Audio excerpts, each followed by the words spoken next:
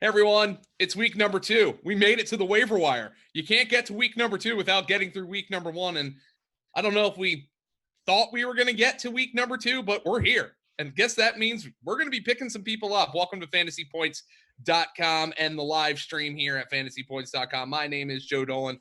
His name is Tom Brolley. I got my Hunter S. Thompson look going on here. Tom looks like Tom's got the Brolley chic going. Tom, yeah, is that a fishing shirt? I got a fishing shirt with my Titleist golf hat. So yeah, it's basically a mix and match of whatever was close by. I wanted to dress up a little bit for the live stream here tonight. Oh, you're looking beautiful. I gotta be honest with you, everybody. So here's what we're gonna do. Just not to put too fine a point on it. Tom and I are gonna join you at this time, like every Tuesday night, to answer your waiver wire questions. Maybe whatever other questions you have. We are not taking start-sit questions at this time. Please, none of those. Don't ask me my bets for the week. We have not done our research yet, so we're not taking our start-sit questions at this time. But hey, if you want to talk about our lives, whatever, we'll talk about that. But good to be with everybody here on fantasypoints.com. Tom, before we get into the waiver wire, though, there's a couple of bits of news that I think we should get to.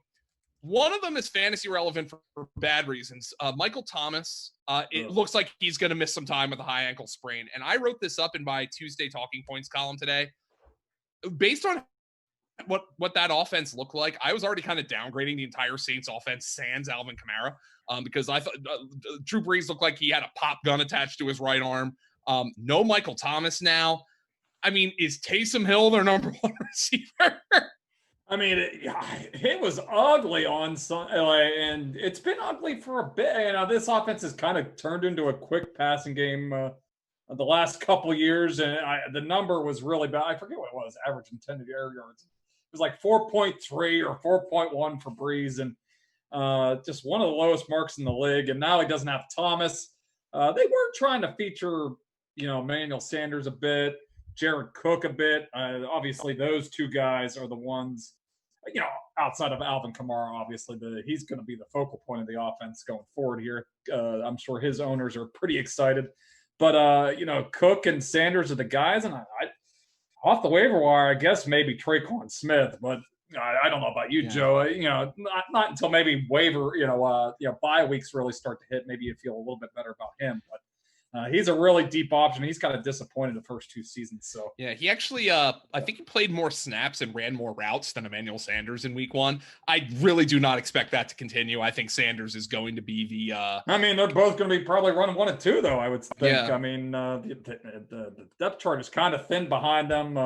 It's a pretty top heavy offense here. It has been that way for a couple years. So. One big injury like this, some of those secondary guys like Cook and Sanders, they have to take on bigger roles. I mean, what did Thomas finish last year with? 180 plus targets.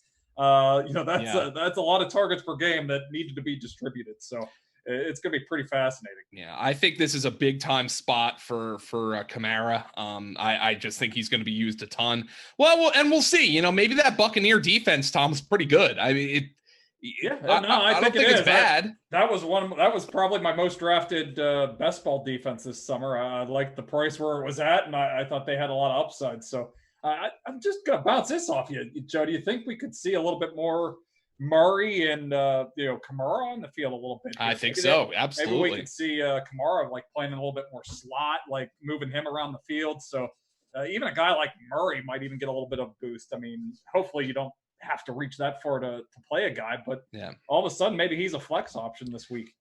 The other piece of news that came out, Tom, that I actually thought was I can't believe I didn't think of this already, but Mohamed Sanu was signed with the San Francisco 49ers. And I mean, look, he knows the offense, okay, from his time with Kyle Shanahan in Atlanta, knows it well. But overall, I mean, how awful is that receiving core? I mean, good Lord. And by the way, Dante Pettis, this guy is dead. George Kittle gets dinged up. He plays through it, but he gets dinged up. They have no Deebo Samuel. They have no Brandon Ayuk. He plays 72% of the snaps. He gets targeted once, and he doesn't catch it. I mean, he is deader than dead. I would honestly expect Mohamed Sanu to start playing right away in this offense, even though I know they're thinking Ayuk could be back this week. Yeah. I don't know if he's going to have fantasy value, but at least for those of you who are drafting him in best ball, this is probably as good a landing spot as you could hope for Mohamed Sanu. Yeah, I mean, I did say it after he was released. I think I texted the group. I'm like, how long till Shanahan reaches out? I mean, he played in that offense in Atlanta, and he's just like the prototypical like Kyle Shanahan player. I mean, he's like the original Deebo Samuel. He's the original, Brandon Ayuk. He loves these guys that can line up all over the field.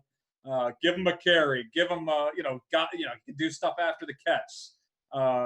Put him in the back. Hey, we even saw, back in his day in Cincinnati, he threw a few passes. So, we'll see what he has left. I don't know.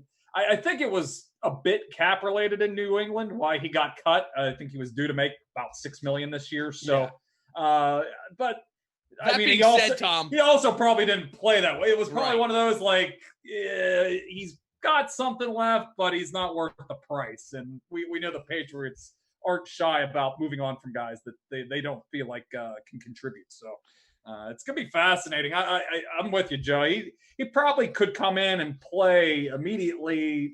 Get 30 to 40% of the snaps. I don't think he's a guy that we need to be targeting or looking at right now, but.